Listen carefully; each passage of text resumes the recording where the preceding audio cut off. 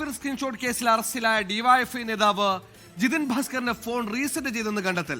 ജില്ലാ ഫോറൻസിക് ലാബിൽ നടത്തിയ ശാസ്ത്രീയ പരിശോധനയിലാണ് നിർണായകമായ കണ്ടെത്തൽ. ഫോൺ വിദഗ്ധ പരിശോധനയ്ക്കായി തിരുവനന്തപുരത്തെ ഫോറൻസിക് ലാബിലേക്ക് അയക്കും. വടകര ജുഡീഷ്യൽ മജിസ്ട്രേറ്റ് കോടതിയിൽ ഹാജരാക്കിയ പ്രതിയെ റിമാൻഡ് ചെയ്യും.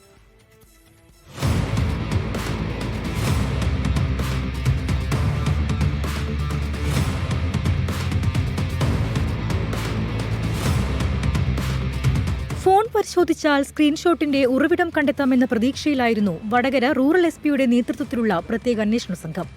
എന്നാൽ ജില്ലാ ഫോറൻസിക് സയൻസ് ലാബിൽ പരിശോധിച്ചപ്പോഴാണ് ജിതിൻ ഭാസ്കർ ഫോൺ റീസെറ്റ് ചെയ്തുവെന്ന് വ്യക്തമായത്. ഫോൺ റീസെറ്റ് ചെയ്തതായി ചോദ്യം ചെയ്യലിൽ ജിതിൻ ഭാസ്കർ സമ്മതിച്ചിട്ടുണ്ട്. കൂടുതൽ പരിശോധനയ്ക്കായി ഫോൺ തിരുവനന്തപുരത്തെ സ്റ്റേറ്റ് ഫോറൻസിക് ലാബിലേക്ക് അയക്കും. അതിനിടെ കാഫിർ സ്ക്രീൻഷോട്ട് കേസ് പോലീസ് വഴിതിരിച്ചുവിടുന്നുവെന്നാരോപിച്ച് CPIM വടകര SP ഓഫീസിലേക്ക് മാർച്ച് നടത്തി.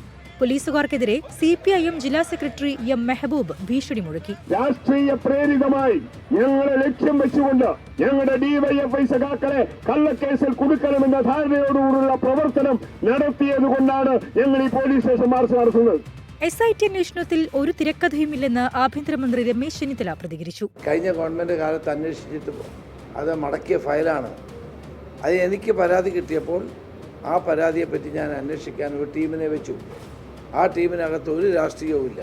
വടകര ജുഡീഷ്യൽ മജിസ്ട്രേറ്റ് കോടതിയിൽ ഹാജരാക്കിയ പ്രതിയെ റിമാൻഡ് ചെയ്ത് വടകര സബ് ജയിലിലേക്ക് മാറ്റി. 24 കോഴിക്കോട്.